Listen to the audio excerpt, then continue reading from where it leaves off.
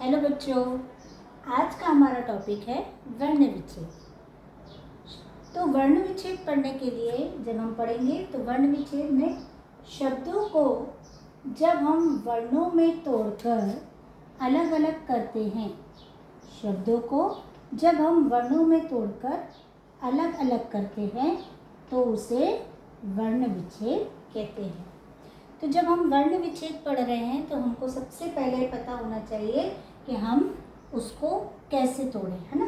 तो तोड़ने के लिए सबसे पहले आज आपको एक जानकारी दूंगी कि हर एक, आपको पता होगा कि हर एक व्यंजन में स्वर जुड़ा होता है। कोई भी ऐसा व्यंजन नहीं होता जिसमें स्वर जुड़ा हुआ ना हो।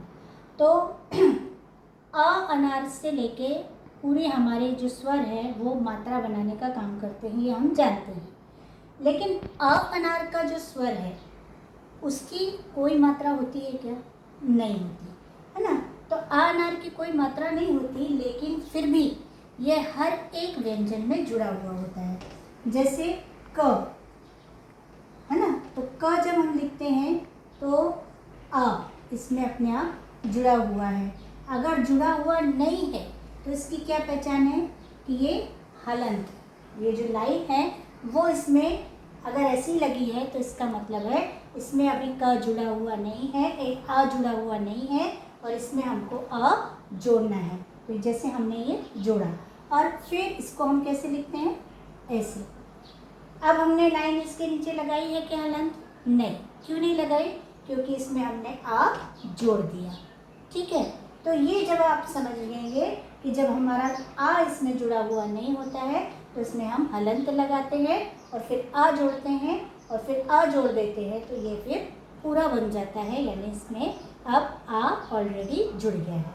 ये जोड़ने के बाद अब हम कैसे शब्दों को तोड़ते हैं। जैसे घर, घर हमारे पास एक शब्द है, इसको अगर हम तोड़ें वर्णों में तो पहला कौन सा शब्द अक्षर है? घ। अब मैंने आपको पहले ही बताया कि इसमें तोड़ा हुआ है तो नीचे लाइन नहीं होगी, हलंत नहीं होगा, और अगर तोड़ा हुआ नहीं है तो फिर हम है तो हमको इसको तोड़ना पड़ेगा। तो घ को अगर हम तोड़े तो घ में क्या जुड़ा है? आ जुड़ा है। आ जुड़ा है, इसका मतलब हलंत लगाएंगे। फिर र, रा में क्या जुड़ा है? आ जुड़ा हुआ है, अ लगा दिया हमने। तो ये क्या हो गया? इसमें हमने कौन कौन से शब्द अक्षर जोड़े हैं? घ, अ, र, अ। अब कमल लें अगर हम, तो कमल कैसे? पहले क में क्या जुड़ा हुआ है? अ। फिर दूसरा अक्षर क्या है? म में क्या जुड़ा हुआ है? अ। फिर तीसरा अक्षर क्या है? ल में फिर क्या जुड़ा हुआ है? अ। और अगर हम इसको फिर जोड़कर लिखते हैं तो मैंने आपको बताया कि अगर आ जुड़ गया है तो हम इसकी लाइन हटा देते हैं, यानी क हो गया।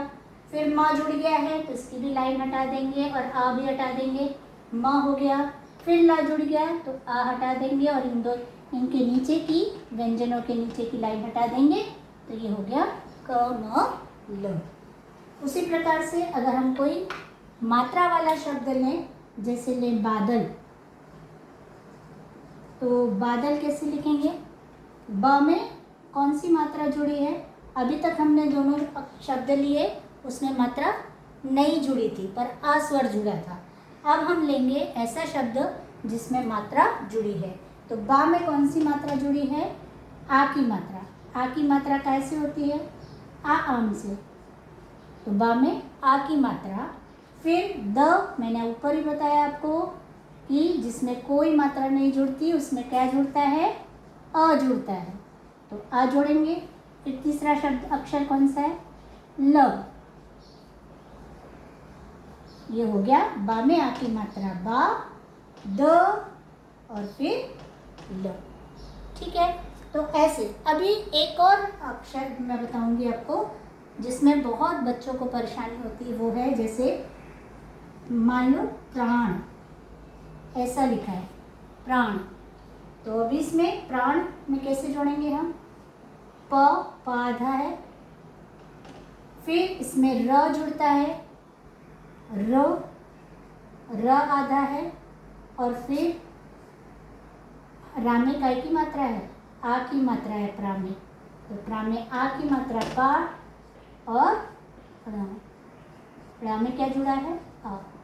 तो ये हो गया प में पा आधा, रा आधा, और फिर पा और रा मिलके क्या बनता है, प्र में कौन सी मात्रा है, आ की, रा में आ की मात्रा प्रा, न प्राण। पर्व, मान लो अगर हम लिखते हैं पर्व, तो पर्व में कैसे लिखते हैं, प आधा, आ, और र की मात्रा, ये रेफ की जो मात्रा है वो अगले अक्षर पर लगती है, तो र आधा, व अ पर व। तो ये इस तरीके से हम वर्ण विच्छेद करते हैं। वर्ण विच्छेद यानी शब्दों को अलग अलग तोड़ना। बाय।